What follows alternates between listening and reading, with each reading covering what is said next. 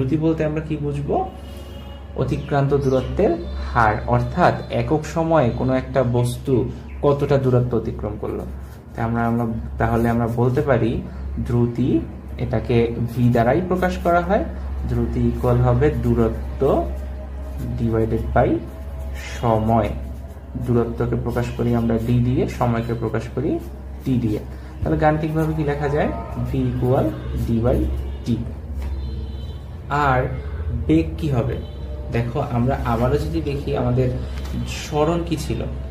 সরণ ছিল আদি ও শেষ অবস্থানের মধ্যবর্তী সরল রৈখিক ব্যবধান। তাহলে তুমি একটা নির্দিষ্ট দূরত্ব অতিক্রম করলে তাতে তোমার যে দূরত্ব, সেই দূরত্বকে সময় দিয়ে ভাগ করলে যদি দ্রুতি পাই, আর আমরা সরণকে যদি সময় দিয়ে ভাগ করি, ওই সেম সময়, কারণ তুমি এখান থেকে এখানে গেলে, তোমার এখান থেকে এখানে যেতে তুমি যে দূরত্ব অতিক্রম করেছো, সরণের ক্ষেত্রে সরণ ডিফারেন্ট হলেও, সরণের মান আলাদা হলেও তোমার এই দূরত্ব অতিক্রম করতে সময় তো সেমই লেগেছিল।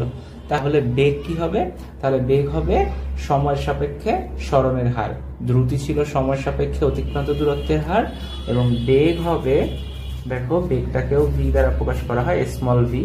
বেগ হবে সময়ের সাপেক্ষে সরণের হার, তার মানে সরণ ডিভাইডেড বাই সময়। সরণ যদি হয় স্মল এস, সরণ হলো স্মল টি।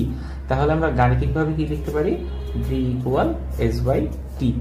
আমরা এই দ্বিতীয় অধ্যায়ে সমদ্রুতিতে চলমান বা সমবেগে চলমান একটি বস্তুর ক্ষেত্রে অতিক্রান্ত দূরত্ব নির্ণয়ের একটা সূত্র দেখব। সমবেগে অতিক্রান্ত দূরত্ব এস ইকুয়াল ভিটি, খুব পপুলার হয়ে যাবে, এটা আমাদের অনেকবার ব্যবহার করতে হবে।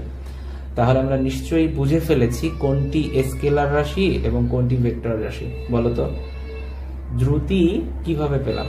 দূরত্বকে সময় দিয়ে ভাগ করলে পাওয়া যাচ্ছে দ্রুতি, অর্থাৎ একক সময়ে অতিক্রান্ত দূরত্বের হারই হলো দ্রুতি।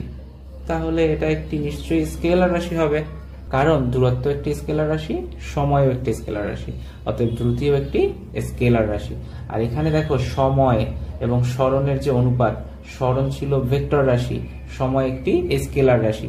সরণের মান এবং দিক দুটোই ছিল, সময়ের শুধু মান আছে যেহেতু স্কেলার রাশি, কিন্তু সরণের তো মান এবং দিক দুটোই আছে। অতএব এখানে ক্যালকুলেশন করার পর বেগের যেমন একটা মান থাকবে, তেমনি বেগের একটা দিকও থেকে যাবে। তাই দ্রুতি হলো স্কেলার এবং বেগ হলো ভেক্টর। আশা করি সবাই বুঝতে পেরেছো।